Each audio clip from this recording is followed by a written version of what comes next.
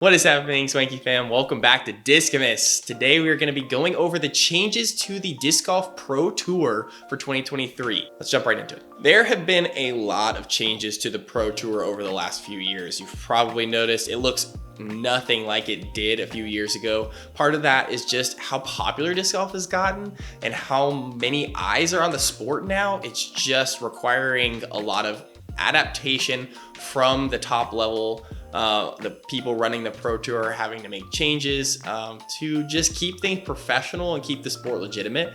And they've done a great job. The changes they made last year were incredible, and this year we're really looking forward to see how this all works. But let me just break down some of the changes for you. So for starters, the tour card. Let's just go over the tour card. Last year, we sort of saw it start to creep in. The tour card basically means that the top players in MPO and FPO are given a tour card, and that allows them basically early registration. They are able to register for all top level events.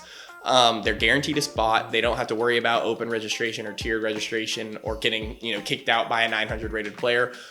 They are going to get their spot. That's just what the tour card means. And this year they're expanding that tour card. So for the MPO, we're gonna have the top 80 players getting a tour card, and on the FPO, the top 40. And those players are gonna be guaranteed a spot at all the events. It doesn't mean they have to play all the events, but if they want to, they will. And then the rest of the spots in the event will be filled via other probably tiered registration or just other methods of qualification for the event. And then at the end, if there's still spots left, open registration to anyone who wants to come play. Now, obviously, I think they're moving away from having open registration at all. If this tour card continues to expand, it may be just the tour card and perhaps some early qualification, like if there's a few rounds of the tournament played early, like on Monday and Tuesday before the tournament starts, you may be able to still qualify your way into an event. But yeah, it does look like they are moving away from the open registration and moving towards just a full tour card. And I think that's great. And what that's bringing into play also is their qualification series of events. There's now going to be 8 events next year, and these are limited to players without a tour card. So if you do not have a tour card, you're able to play in what's called the Qualification Series, earn points by winning the event or coming top 3, whatever. By placing well in these 8 qualification events, the top players at the end of the series will earn a tour card for the following year.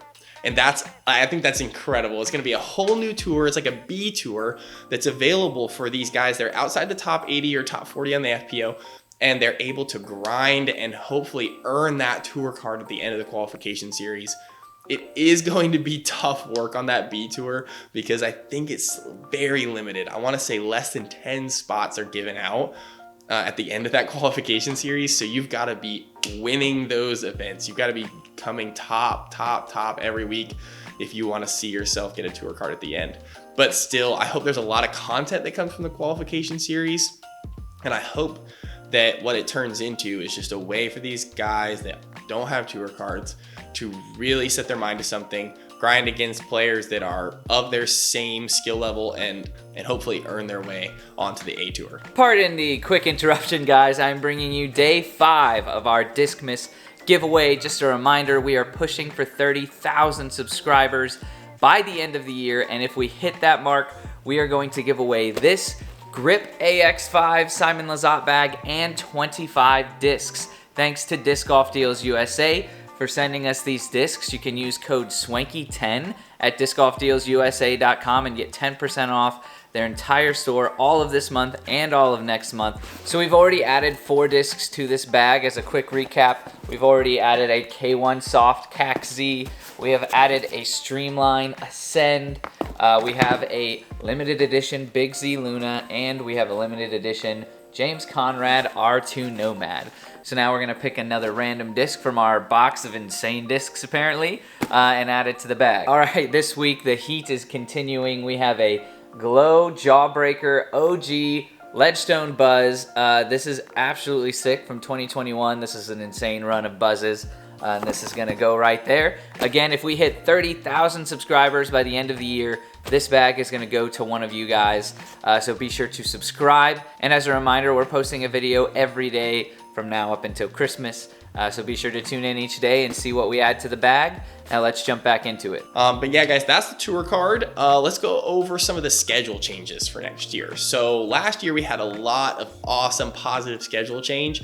They introduced the playoff events. I loved what they did by having Worlds and then the playoffs and then the end of the year majors. It sort of felt like a postseason almost. We mentioned that in our video last year.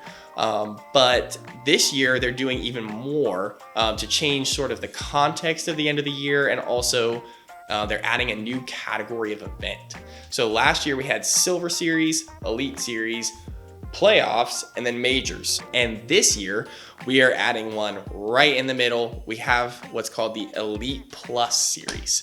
And there's only 2 events like that, and they're sort of distinguishing themselves from the elite events by a few factors.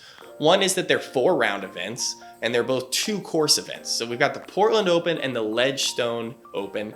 Both of these events are our Elite Series Plus events. And they are going to count for the same amount of tour points as majors. So I believe it's 150% weighted.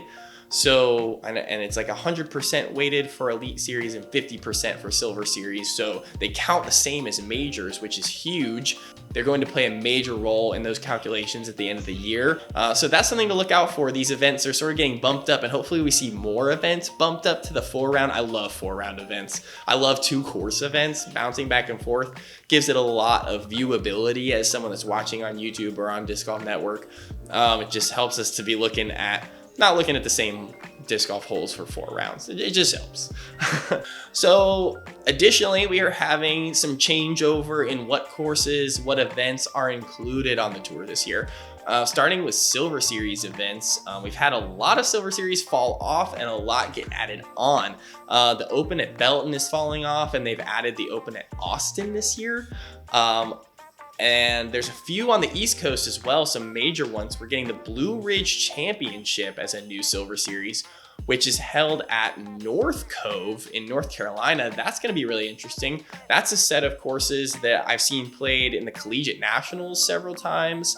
It's getting a lot of hype lately as being like one of the lesser known great disc golf complexes on the East Coast. Excited to see coverage out there. It's beautiful out there in the Blue Ridge Mountains, like really beautiful. So excited to see that. And then we're getting the Rochester Flying Disc Open, which I've heard has a great history of disc golf up there in New York. So there's a lot of exciting new Silver Series, but what that also comes with is a loss. And what we are losing is Masters Cup. Masters Cup has completely fallen off the tour this year, which is wild because 2 years ago it was an Elite Series event, and it's gone from Elite Series to Silver Series to completely off the tour in 2 years. And I know that's going to make a lot of people really sad. Let us know in the comments if you think this should be an Elite Series event. It's one of the most famous events. It's one of the most historic events. I know it's just been around for so long, and so many of the previous generation of disc golfers just have so many fond memories of that event. It's sad to see it go, but I guess it's just not fitting what the Pro Tour is wanting moving forward. It is atypical. I think it's all par 3s, I want to say, and it's 24 holes, so it's just a little bit different from the usual. But yeah, guys, it is completely off the tour. So we will say bye-bye to Masters Cup. I'm sure the event's still being held. It's probably just an A tier this year. So one event that's being promoted from Silver Series to an Elite Series event is the Sula Open in Norway. And that actually brings me to the European Tour, which I'm super excited about. It's not the European Tour, it's still the Disc Golf Pro Tour, but the European section of the Pro Tour. Instead of just being a Silver Series and a major, now we've got an Elite Series and a major. And yes, I did say a major because we are having the European Open this year. I am so excited. You know, in the past, the European Open has been an every other year event. Well, we had it last year. It was one of the most exciting events of the year. The battle between Paul and Eagle was unbelievable. They smoked the field. And we are having it this year. They decided this is a staple for the tour. We need this. We need incentive for players to be traveling to Europe to play. And I love it. I hope that the combination of the Elite Series Sula and the European Open Major is enough to get players over there. I know we had a really great showing, but still had players staying in the US. I'm hoping to see everybody go over this year. I want it to be a packed field full of the best players, ready to compete for those championships. So that's going to be super exciting to see. And then coming back over to the US for the end of the year, there's some interesting things going on with the postseason structure. As I mentioned earlier, last year, I felt like we had something incredible. We had Worlds and then the postseason, the playoff events, and then the Tour Championship and USDGC happened as well. And this year, I don't know, I feel like they're interrupting the flow a little bit. So here's what's happening. Worlds is obviously being held at Smuggler's Notch this year. So there's no Green Mountain Championship, which was a playoff event last year. So they've got to replace the playoff event. And what they've done is they've made D-Glow a playoff event. And that's great. I love D-Glow as a playoff event, but it's happening before Worlds. And I understand that to an extent because travel, you know, like it makes sense to do D-Glow and then to move over to the, you know, the East Coast, the upper Northeast events like MVP and Smuggler's Notch. But it just is a little disjointed for me. It's like we're starting the postseason and then there's Worlds and then there's the rest of the postseason. It's like, I just don't really get it. I loved having Worlds kick off the postseason last year. And this year it's just a little bit different, but it's fine. It's still going to be fun Worlds will be part of the postseason, I guess. We'll just have to think in our minds like, okay, Worlds hasn't happened yet, so we're still sort of we're in the postseason, but not quite yet. I don't know. It'll be fine. All the events are the same. They're just happening in a different order. It'll be fine. Another thing I wanted to mention, guys, speaking of D-Glow, because D-Glow is happening as a standard playoff event. It was going to be Champions Cup was going to be happening in D-Glow this year, but rather than move it like we thought they were going to, they're keeping it at WR Jackson, which for us Georgia people is awesome news. We love WR. We love having a major in our state, and we're excited to have Champions Cup stay at a course. I know that was sort of a hot take for a lot of people, was like, we don't want another rotating major. We already have Worlds that does that. So we'd really like a major that stays on a course. That can build history with a course, that can have moments, and kind of like USDGC just has all this history because it stayed on that same course. That's what we want for Champions Cup. That's what we want for WR Jackson. So we're glad it's staying around.